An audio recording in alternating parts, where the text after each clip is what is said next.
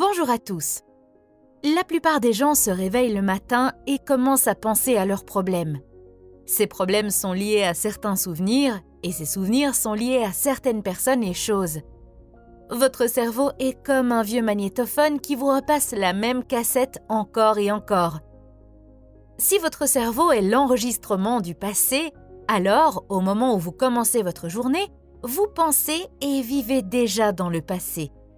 Chacun de vos souvenirs est chargé d'émotions et les émotions sont le produit final des expériences passées. Ainsi, au moment où vous vous rappelez les souvenirs de vos problèmes, vous vous sentez soudainement malheureux, triste et souffrant. La façon dont vous pensez et dont vous ressentez crée votre état d'être. En d'autres termes, elle crée votre caractère.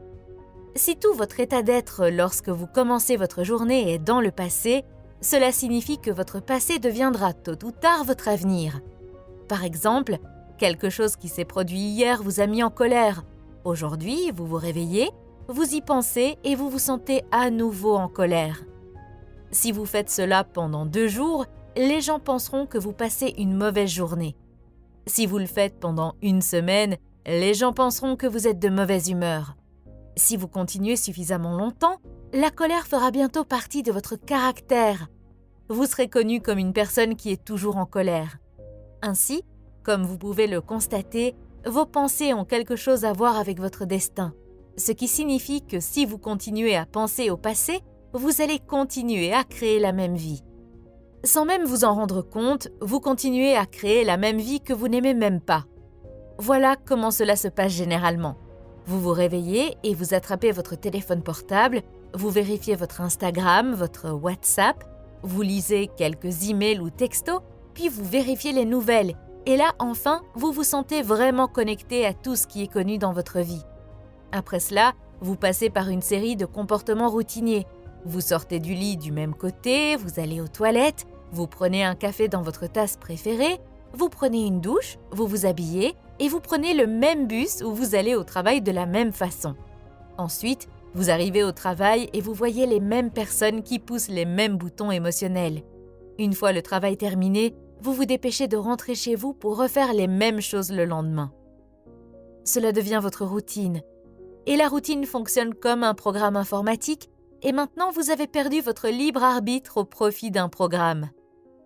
Ce n'est plus vous qui dirigez le spectacle, mais le programme subconscient. 95% de ce que nous sommes à 35 ans est un ensemble mémorisé de comportements, de réactions émotionnelles, d'habitudes inconscientes, d'attitudes, de croyances et de perceptions qui fonctionnent comme un programme. Ainsi, vous pouvez dire, avec votre esprit conscient à 5%, « Je veux être en bonne santé, je veux être heureux, je veux être libre ». Mais le corps est géré par un programme différent. Vous mettez les 5% d'esprit conscient contre l'esprit subconscient qui est à 95%. C'est comme mettre un type maigre moyen contre un haltérophile de niveau olympique dans une compétition d'haltérophilie. Pas étonnant que vous ne puissiez pas faire de changement et que vous finissiez par revenir à l'ancien programme et créer la même vie. Alors, comment commencer à faire des changements ? Eh bien, vous devez aller au-delà de l'esprit analytique, car ce qui sépare l'esprit conscient de l'esprit subconscient, c'est l'esprit analytique. Et c'est là que la méditation entre en jeu. Par la pratique de la méditation, vous pouvez apprendre à modifier vos ondes cérébrales et à les ralentir. Et lorsque vous faites cela correctement, vous pouvez entrer dans le système d'exploitation où vous pouvez commencer à apporter des changements fondamentaux. La plupart des gens attendent une crise, un traumatisme, une maladie ou un diagnostic pour commencer à changer. Le message de Joe Dispenza est le suivant.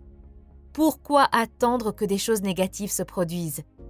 Vous pouvez apprendre et changer dans un état de douleur et de souffrance, ou vous pouvez apprendre et changer dans un état de joie et d'inspiration. La plupart des gens passent 70% de leur vie à vivre dans la survie. Ils vivent dans le stress. Ils sont donc toujours en train d'anticiper le pire des scénarios en fonction de leurs expériences passées. Ils choisissent littéralement les choses négatives parmi le potentiel infini du champ quantique. Ils sélectionnent le pire résultat possible. C'est comme regarder le menu avec une quantité infinie de nourriture et de boissons et choisir la pire option possible. C'est comme ça que ça se passe. Chaque fois que vous vous rappelez l'événement négatif, vous produisez la même chimie dans votre cerveau et votre corps comme si l'événement se reproduisait. Vous envoyez les mêmes signaux émotionnels à votre corps.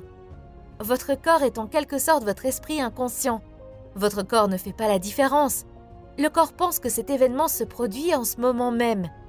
La plupart des gens recréent constamment leurs états émotionnels négatifs en y pensant constamment. Ainsi, lorsque vient le moment d'abandonner cette émotion négative, ils peuvent dire « Je veux vraiment changer ». Mais le problème est que le corps est plus fort que l'esprit. Le corps a été conditionné pendant des années aux émotions négatives. Le corps était autrefois un serviteur, mais il est maintenant devenu le maître. Tout à coup, lorsque vous décidez de changer et d'avancer dans l'inconnu, le corps n'aime pas ça. Le corps préfère ressentir de la culpabilité et de la souffrance parce que cela lui est familier et qu'il peut le prévoir. Être dans l'inconnu est un endroit effrayant pour le corps. Entrer dans l'inconnu, c'est comme entrer dans une rivière profonde. Le corps sait que si vous réussissez à passer de l'autre côté de la rivière, il va mourir. Il fera tout ce qu'il peut pour vous en empêcher. C'est pourquoi, dès que vous commencez à méditer, votre nez se met soudainement à gratter. Vous vous souvenez d'une tâche importante que vous aviez à faire, un souvenir d'il y a 20 ans surgit de nulle part. C'est votre corps qui vous dit « Allez, abandonne et laisse-nous retourner à notre ancienne vie misérable ». Le corps a beaucoup d'outils et il les utilisera tous pour vous empêcher d'entrer dans l'inconnu. L'inconnu est le meilleur endroit pour créer votre futur. Et le moyen le plus facile d'entrer dans l'inconnu est la méditation. Une fois que vous êtes dans un état méditatif profond, vous pouvez commencer à créer votre avenir. Quel genre de nouvelle vie voulez-vous? Quels sont les comportements que vous voulez adopter? Quel genre de personne voulez-vous être? L'acte de fermer mentalement les yeux et de répéter les choses ou les comportements que vous voulez dans votre vie est la meilleure façon de créer votre avenir. Si vous êtes vraiment présent, le cerveau ne fait pas la différence entre l'imagination et l'expérience réelle. Par l'acte d'imagination, vous installez les programmes logiciels de votre vie future. Maintenant, votre cerveau n'est plus un enregistrement du passé, c'est une carte vers le futur. Et si vous continuez à le faire, qui sait, vous pourriez commencer à agir comme une personne heureuse. La partie la plus difficile est d'apprendre à votre corps, sur le plan émotionnel, ce que vous ressentirez dans le futur, avant l'expérience réelle. Il ne suffit pas d'imaginer, il faut le ressentir émotionnellement dans son corps. Si les pensées sont le langage du cerveau, les sentiments sont le langage du corps. C'est à travers les sentiments et les émotions que votre corps comprend ce que votre esprit vous dit. Si vous ne ressentez rien, cela signifie que votre corps ne reçoit pas de signal. C'est comme si dans votre chambre, le modem Internet fonctionnait, mais que vous ne pouviez pas vous connecter parce que vous avez désactivé le Wi-Fi sur votre téléphone. Dès que vous avez commencé à ressentir les émotions de vos pensées, vous êtes connecté à Internet et vous pouvez maintenant commencer à télécharger votre vie future. Et savez-vous ce que cela signifie? Cela signifie que vous n'avez plus besoin d'attendre que votre succès arrive pour vous sentir heureux. Vous n'avez plus besoin d'attendre la richesse pour vous sentir abondant. Vous n'avez plus besoin d'attendre votre nouvelle relation pour ressentir de l'amour. Selon le modèle quantique de la réalité, dès que vous commencez à vous sentir abondant et digne, vous générez de la richesse. Au moment où vous commencez à la ressentir, vous commencez à faire un pas en avant vers votre avenir.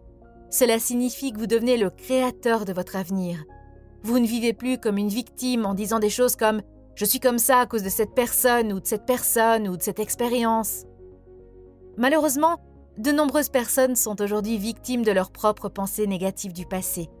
La plupart des gens ne le réalisent pas, mais voici ce qu'il en est des pensées. Ce n'est pas parce que vous avez une pensée qu'elle est vraie. Je répète, ce n'est pas parce que vous avez une pensée que vous devez agir en conséquence. En moyenne, vous avez 60 à 70 000 pensées en une journée.